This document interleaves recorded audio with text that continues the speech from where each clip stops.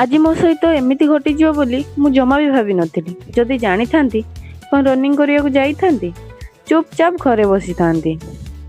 ଏମିତି କ'ଣ ପାଇଁ କହୁଛି ଜାଣିବା ପାଇଁ ଭିଡ଼ିଓଟିକୁ ଶେଷ ପର୍ଯ୍ୟନ୍ତ ଦେଖନ୍ତୁ।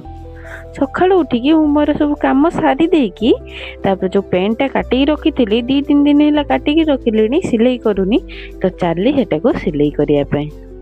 ଦେଖିବା ସିଲେଇ କରିସାରିଲା ପରେ କେମିତି ଲାଗୁଛି। ତ ଫଟାଫଟ ତାକୁ ସବୁ ସିଲେଇ କରିଦେଲି। ସିଲେଇ କରିଦେଇକି ପିନ୍ଧିକି ଦେଖାଉଛି ହେଲା କେମିତି ଦେଖାଯାଉଛି।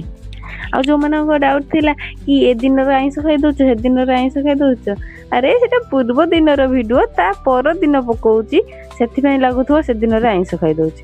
ଏବେ ଦେଖିଲେ କେମିତି ଦେଖାଯାଉଛି। ପ୍ୟାଣ୍ଟଟା ଠିକ୍ଠାକ୍ ବନେଇଛି ନା ବନେଇ ନାହିଁ, ନା କେଉଁଠି କିଛି ଗଡ଼ବଡ଼ ରହିଗଲା। ଯଦି କେଉଁଠି ମିଷ୍ଟେକ୍ ଥିବ ନିଶ୍ଚିତ ଭାବରେ କହିବ, ଯେଉଁମାନେ ଟେଲର ହେଇଥିବ। ତ ତାପରେ ଗୋଟେ ଲଲିପପ୍ ଖାଇ ଦେଇକି ଚାଲିଲି ଦୋକାନ ପାଖକୁ। ସଞ୍ଜ ବେଳକୁ ସଞ୍ଜବତୀ ଦେଇକି ମୁଁ ମୋର ସମସ୍ତ କାମ ସାରି ଦେଇକି ଚାଲିଲି ରନିଂ ଯିବା ପାଇଁ। ବଟ୍ କିଛି ଏମିତି ଘଟିଗଲା। 3-4 ଦିନ ରେଷ୍ଟ ନେଇ ସାରିକି ରନିଂ କରତେ ଆସିଛି, ତଥାପି ଇଚ୍ଛା ହେଉନି ରନିଂ କରିବାକୁ। ଯାହା ବି ହଉ 1.5 କିଲୋମିଟର ସବୁ ମାରିଛି, ସେଟା ବି ପୁଣି ସ୍ଲୋ। ଗୋଟେ ସର୍ଟ ମାରିବାକୁ ଗଲି, 2ଟା ସର୍ଟ ତ ମାରିଦେଲି। ଲାଷ୍ଟ ସର୍ଟରେ ହିଁ ମାନେ ରହିବାକୁ ଆଉ ବୋଧେ 20 ମିଟର ଖଣ୍ଡେ ଅଛି, ତ ଗୋଡ଼ଟା ଖସିଗଲା, ତ ପଡ଼ିଗଲି। ବାବାରେ କି ପୁଡ଼ା ପଡ଼ୁଛି। ମୁଁ କହୁଛି ନା ମୋର ଲଗାଉନି।